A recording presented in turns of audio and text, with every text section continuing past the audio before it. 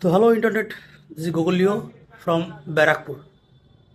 আশায় থাকলাম পশ্চিমবঙ্গবাসী যারা আছি আমরা, পশ্চিমবঙ্গের চাকরিজীবী যারা আছে, তারা তো দীর্ঘদিন ধরে আশা করে করে তার ফল কিছু পায়নি। পশ্চিমবঙ্গের প্রত্যেকটা চাকরিজীবী আশাহত। सभी सरकारी कर्मचारियों व पेंशन भोगियों के लिए डीए सुनिश्चित किया जाएगा और 45 दिन के अंदर ही 7वें वेतन आयोग को लागू कर कर सभी कर्मचारियों का सम्मान करने का काम नई बनने वाली भारतीय जनता पार्टी की सरकार करेगी। এই খবরটা শুনে ভালো লাগলো আপনার মুখ থেকে, এই কথাটা শুনে আপনার মুখ থেকে শুনে খুব ভালো লাগলো। আর আমি এইটুকু বিশ্বাস রাখি, আপনি যখন বলেছেন তাহলে এটা 100% হচ্ছে।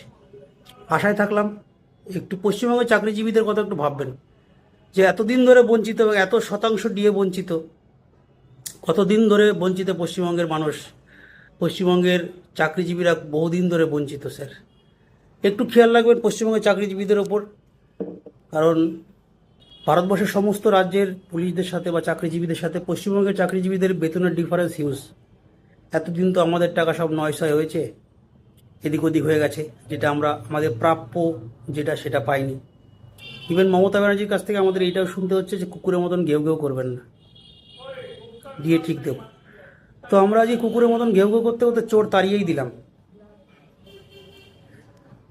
পশ্চিমবঙ্গের সমস্ত চাকরিজীবীদের মমতা ব্যানার্জি একদিন কুকুর বলেছিলেন, যে কুকুরের মতন ঘেউ ঘেউ করবেন না।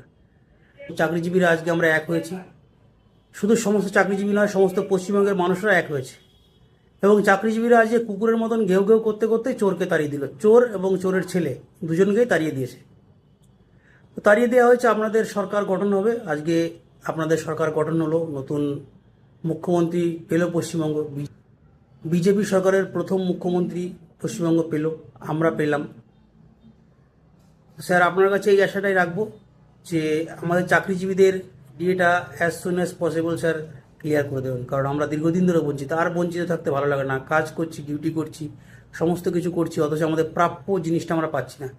এদিকটা স্যার একটু নজর দেবেন, একটু খেয়াল রাখবেন যেন আমরা আমাদের প্রাপ্য ডিএটা পাই। এবং 7th পে কমিশনের কথা যেটা বললেন সেটা তো অবশ্যই দরকার, নাহলে তো আমরা দেশের মানুষের সাথে তাল মিলিয়ে চলতে পারছি না। বাকি যারা সেন্ট্রালের চাকরিজীবী আছে বা অন্য অন্য রাজ্যের চাকরিজীবী আছে, তাদের সাথে তাল মিলিয়ে চলতে আমাদের অসুবিধা হচ্ছে। আমাদের লাইফস্টাইলটা অনেকটা কম্প্রোমাইজড। ডিউটি এক, ছুটি কম, ডিউটি এক, কাজ এক, সমস্ত কিছু এক, অথচ আমরা ডিএর দিক থেকে অনেকটাই পিছিয়ে রয়েছি, পে কমিশনের দিকে অনেকটা পিছিয়ে রয়েছি, পে কমিশনের দিক থেকেও অনেকটা পিছিয়ে রয়েছি। তো স্যার আপনার কাছে একটা রিকোয়েস্ট, আপনি মুখে যে কথাটা বললেন সেই কথাটা আশা করি করে দেখাবেন।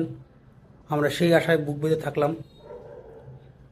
তো আপনি স্যার ভালো থাকবেন, সুস্থ থাকবেন। আর লাস্টের একটাই কথা, বাঁকা রাস্তায় কখনোই দিশাহারা নয়। Good bye.